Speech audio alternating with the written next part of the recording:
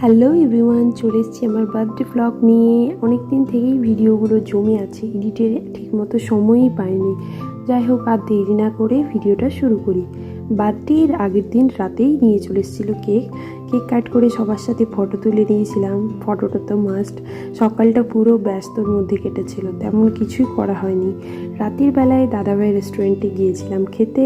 দাদাভাই আমাদের জন্য স্পেশাল দেহাতি চিকেন বানাতে বলেছিল, আর সেটার টেস্ট তো আর কি বলবো, জাস্ট ওয়াও ছিল। আর এখানকার অ্যাম্বিয়েন্সটা এত সুন্দর ছিল, ওখান থেকে উঠতেই মন চাইছিল না, মনে হচ্ছিল আর একটু বসি। বাট রাত হয়ে গেছিলো অনেকটা, বাড়ি তো যেতেই হবে। ইভানেরও খাবার টাইম হয়ে গেছিলো। আমার তো খাবারের সব আইটেমগুলোই খুব সুন্দর লেগেছে, তোমরাও এসে একবার ট্রাই করে যেও। এভাবেই পুরো দিনটা কেটে গেল। আর ওই যে বলেছি, ভিডিওটা ভালো লেগে থাকলে লাইক কমেন্ট শেয়ার করতে হবে কিন্তু। চলো টাটা।